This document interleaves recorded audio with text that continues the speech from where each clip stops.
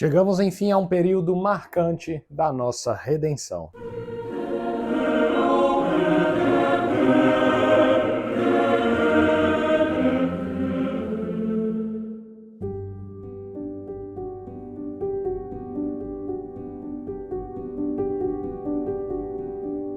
Olá, guardiões, tudo bem com vocês?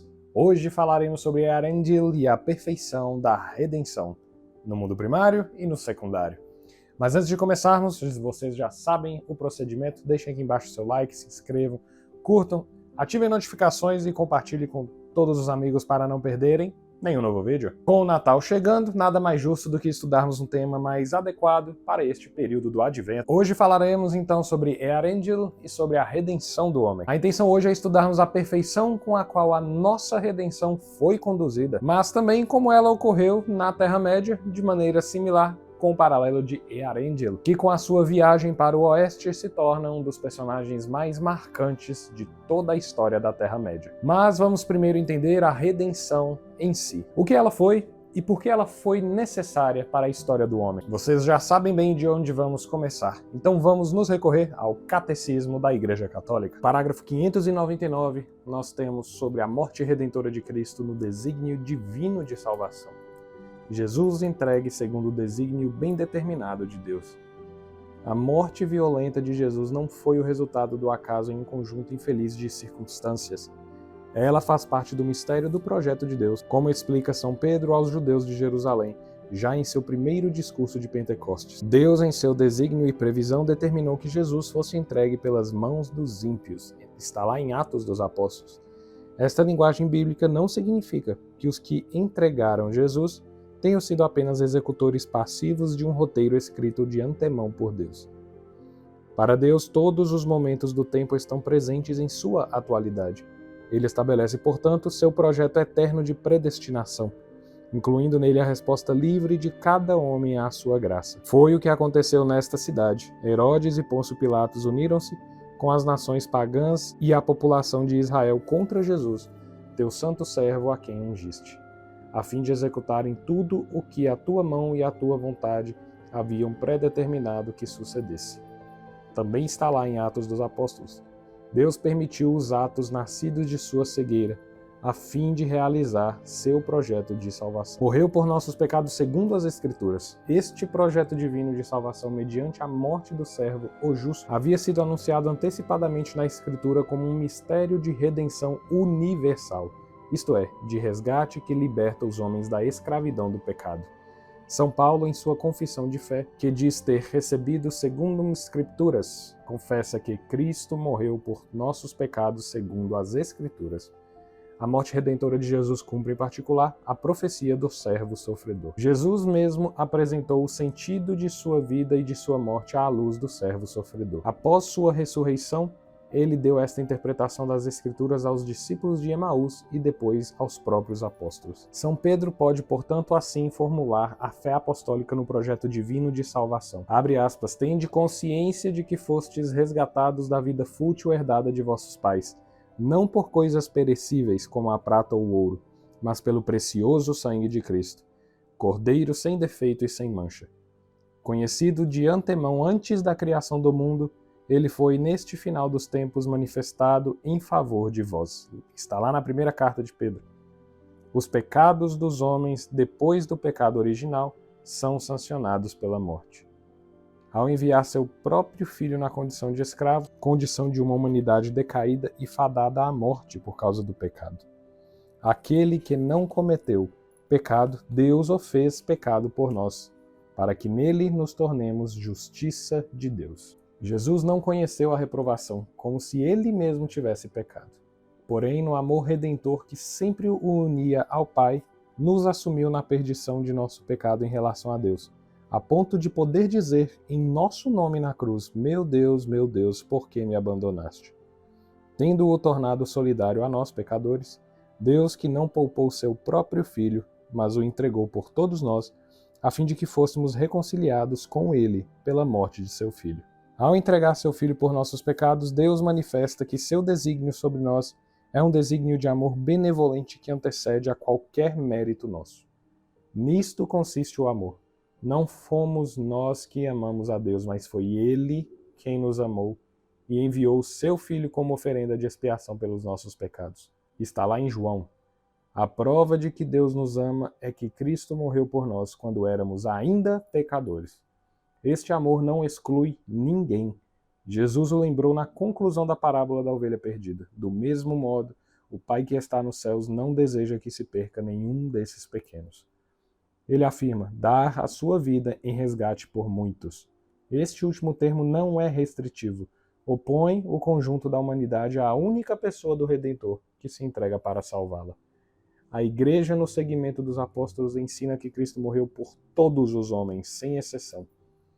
Não há, não houve e não haverá nenhum homem pelo qual Cristo não tenha sofrido. O Filho de Deus que desceu do céu, não para fazer sua vontade, mas a do Pai que o enviou. Ao entrar no mundo, Cristo declara: Eis que eu vim, ó Deus, para fazer a tua vontade.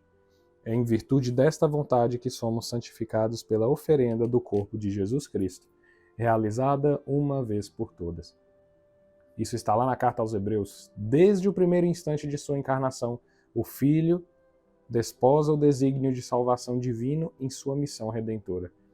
Como está dito em João, o meu alimento é fazer a vontade daquele que me enviou e levar a termo a sua obra.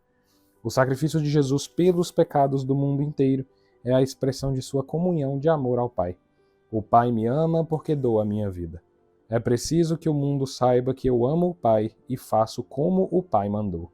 Este desejo de desposar o desígnio de amor redentor de seu Pai anima toda a vida de Jesus, pois sua paixão redentora é a razão de ser de sua encarnação. Também lá em João capítulo 12, Pai, livra-me desta hora, mas foi precisamente para esta hora que eu vim. Será que não vou beber o cálice que o Pai me deu?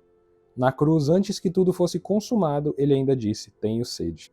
Por fim, depois de ter aceito dar-lhe o batismo junto com os pecadores, João Batista viu e mostrou em Jesus o Cordeiro de Deus que tira os pecados do mundo.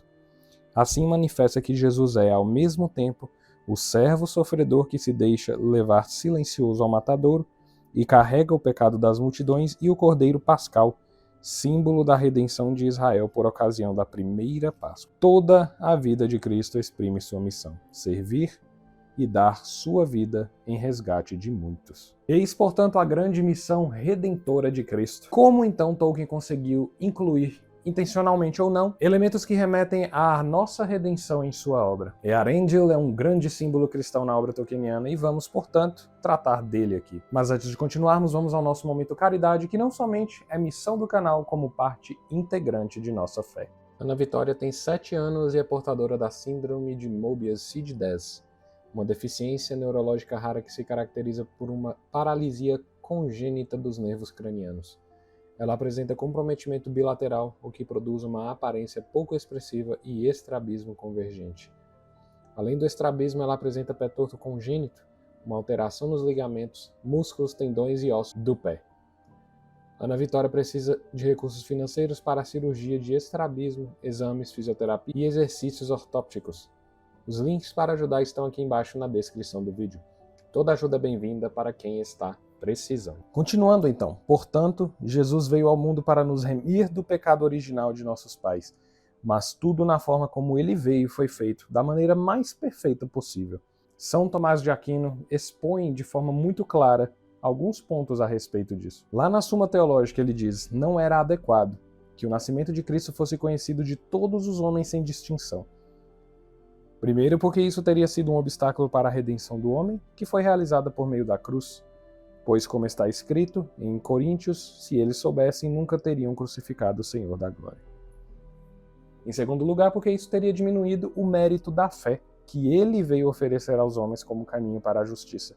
De acordo com a carta aos Romanos, a justiça de Deus pela fé em Jesus Cristo. Pois, se, quando Cristo nasceu, seu nascimento tivesse sido conhecido a todos por sinais evidentes, a própria natureza da fé teria sido destruída, visto que é a evidência das coisas que não aparecem, como declarado na carta aos Hebreus. Em terceiro lugar, porque assim a realidade da sua natureza humana teria ficado em dúvida, de onde diz Santo Agostinho, se ele não tivesse passado pelos diferentes estágios da idade da infância à juventude, não tivesse comido nem dormido, não teria fortalecido uma opinião errônea e tornado impossível para nós acreditar que ele se tornou um homem verdadeiro? E enquanto ele está fazendo todas as coisas maravilhosamente, ele teria tirado o que ele realizou em misericórdia? Então aqui São Tomás expõe um dos pontos, que era o conhecimento do nascimento de Cristo por todos os homens. Algo que não faria sentido se assim o fosse. E o contrário também é verdadeiro. São Tomás vai dizer de novo, assim como seria prejudicial à salvação da humanidade se o nascimento de Deus fosse conhecido a todos os homens, também o seria se ninguém tivesse sido informado disso.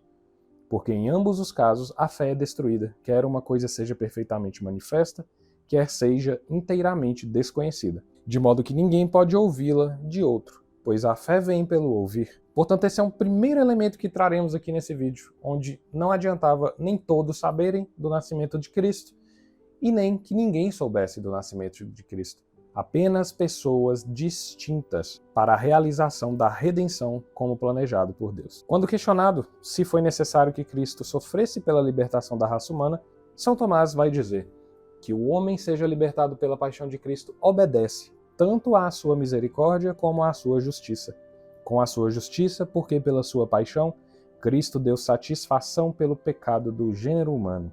E assim o homem foi libertado pela justiça de Cristo. E com sua misericórdia, pois visto que o homem por si mesmo não poderia se satisfazer pelo pecado de toda a natureza humana, Deus o deu, seu Filho, para satisfazer para ele, de acordo com a carta aos Romanos, sendo justificados gratuitamente pela sua graça, pela redenção que há em Cristo Jesus, a quem Deus propôs como propiciação pela fé no seu sangue.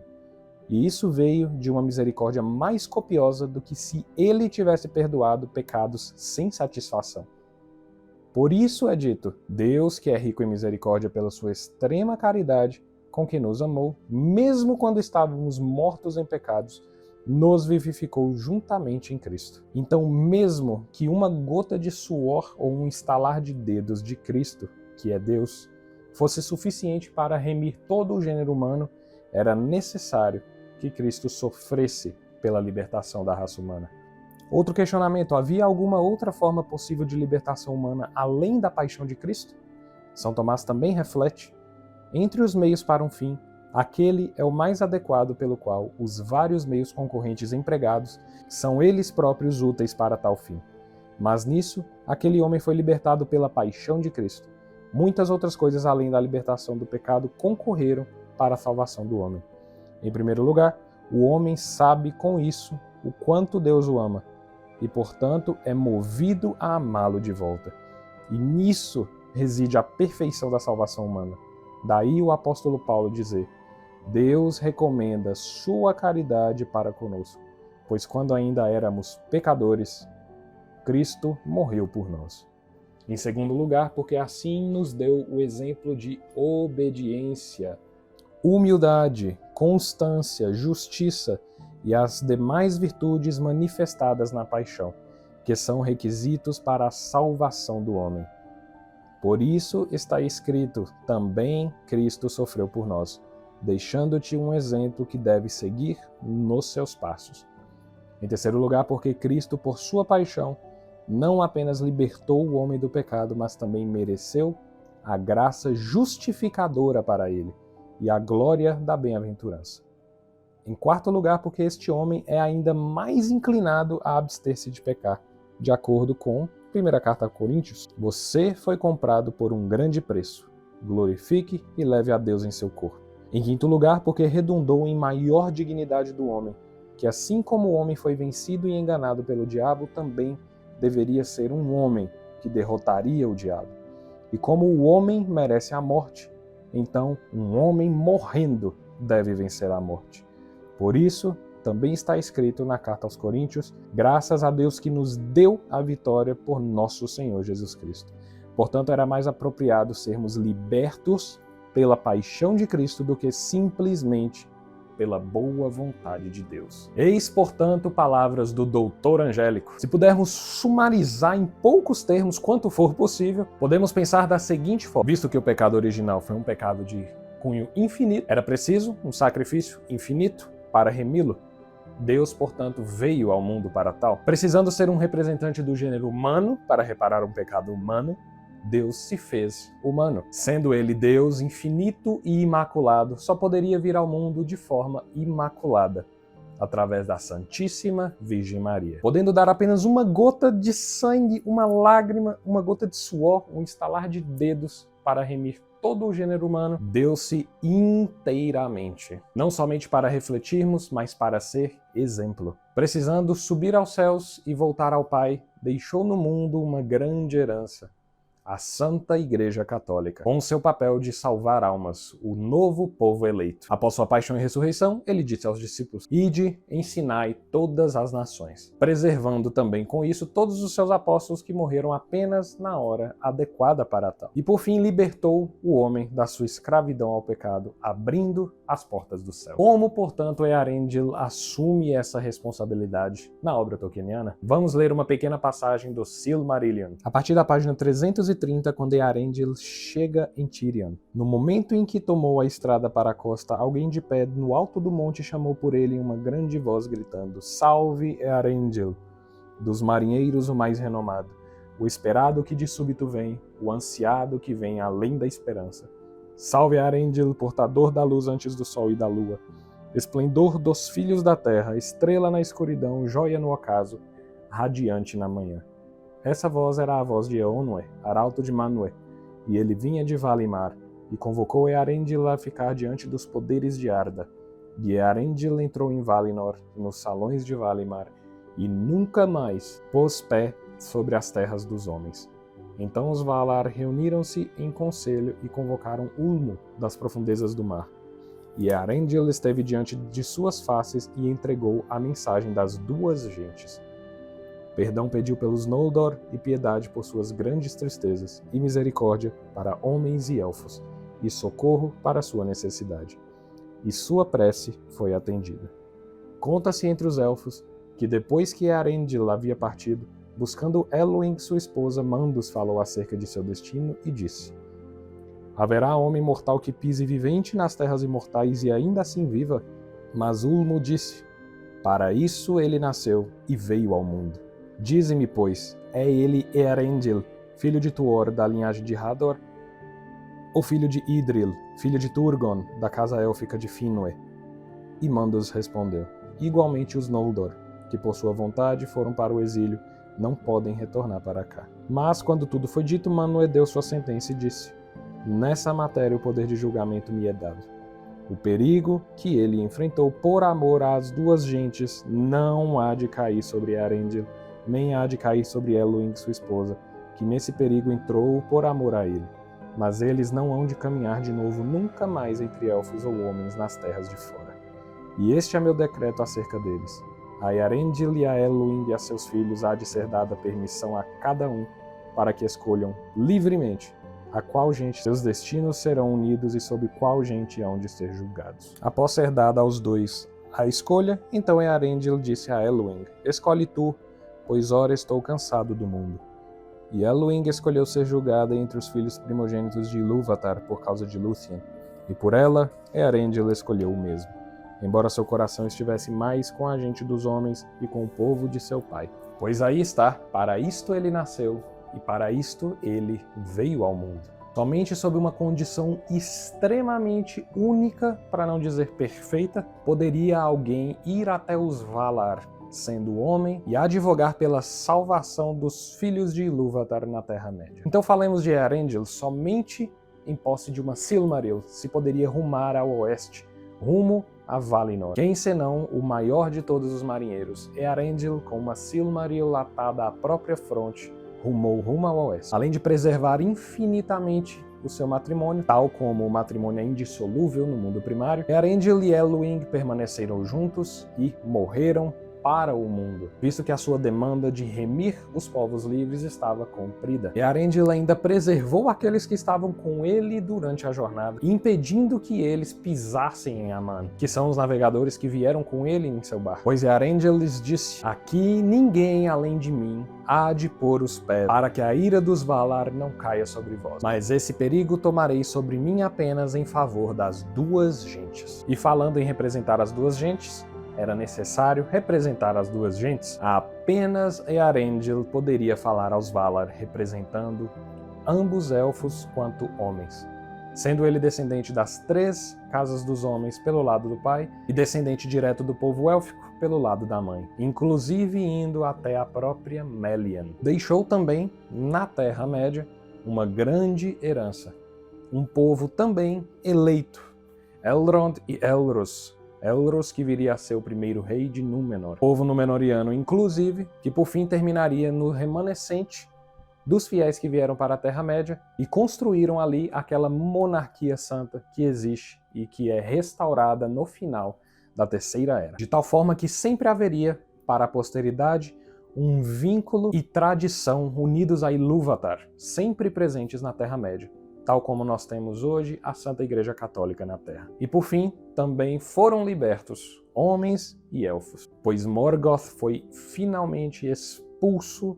da face da Terra. E podemos ir muito além, mas vocês entenderam o ponto. Não somente o simbolismo e a precisão teológica da obra tolkieniana é muito grande, como já vimos em vídeos anteriores, mas notem, a redenção de Earendil só veio após muito sacrifício. Podemos dizer que tudo já estava perdido e consumado. Todos os refúgios élficos destruídos, todos os povos dos homens espalhados, até que, por fim, uma grande e brilhante estrela surgiu no céu, anunciando, por fim, o começo da nossa salvação. Podemos concluir nos referindo mais uma vez ao Catecismo, no parágrafo 613. A morte de Cristo é, ao mesmo tempo, o sacrifício pascal que realiza a redenção definitiva dos homens pelo Cordeiro que tira o pecado do mundo, e o sacrifício da nova aliança que reconduz o homem à comunhão com Deus, o reconciliando com Ele pelo sangue derramado por muitos para a remissão dos pecados. Este sacrifício de Cristo é único. Ele realiza e supera todos os sacrifícios. Ele é primeiro um dom do próprio Deus Pai. É o Pai que entrega seu Filho para nos reconciliar consigo. É, ao mesmo tempo, oferenda do Filho de Deus feito homem, o qual livremente e por amor oferece sua vida a seu Pai pelo Espírito Santo para reparar nossa desobediência. Como pela desobediência de um só homem a humanidade toda tornou-se pecadora, assim também pela obediência de um só todos se tornarão justos. Por sua obediência até a morte, Jesus realizou a substituição do servo sofredor que oferece a si mesmo em sacrifício expiatório quando carrega o pecado de muitos e os justifica levando sobre si o pecado deles. Jesus prestou reparação por nossas faltas e satisfez o Pai por nossos pecados. É o amor até o fim que confere o valor de redenção, de reparação, de expiação, de satisfação ao sacrifício de Cristo. Ele nos conheceu e amou a todos na oferenda de sua vida. O amor de Cristo nos impele considerando que um só morreu por todos e, portanto, todos morreram. Nenhum homem, ainda que o mais santo, tinha condições de tomar sobre si os pecados de todos os homens e de se oferecer em sacrifício por todos. A existência em Cristo da pessoa divina do Filho, que supera e ao mesmo tempo abraça todas as pessoas humanas e o constitui cabeça de toda a humanidade, torna possível seu sacrifício redentor por todos. Por sua santíssima paixão no madeiro da cruz, mereceu-nos a justificação, ensina o Concílio de Trento, sublinhando o caráter único do sacrifício de Cristo como princípio de salvação eterna. A Igreja venera a cruz cantando Salve, ó cruz, única esperança. A cruz é o único sacrifício de Cristo, único mediador entre Deus e os homens. No entanto, pelo fato de que em sua pessoa divina encarnada, de certo modo uniu a si mesmo todos os homens, ele oferece a todos os homens do modo como Deus conhece a possibilidade de serem associados ao mistério pascal. Chama seus discípulos a tomar sua cruz e a segui-lo, pois sofreu por nós, deixou-nos um exemplo a fim de que sigamos seus passos.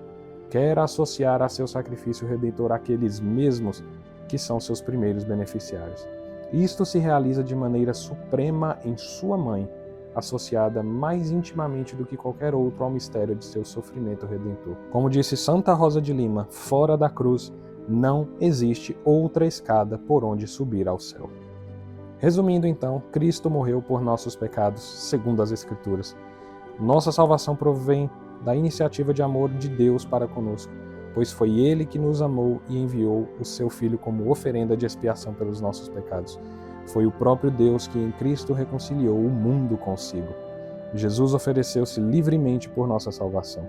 Este dom, Ele o significa e o realiza, por antecipação durante a última ceia. Isto é meu corpo que é dado por vós.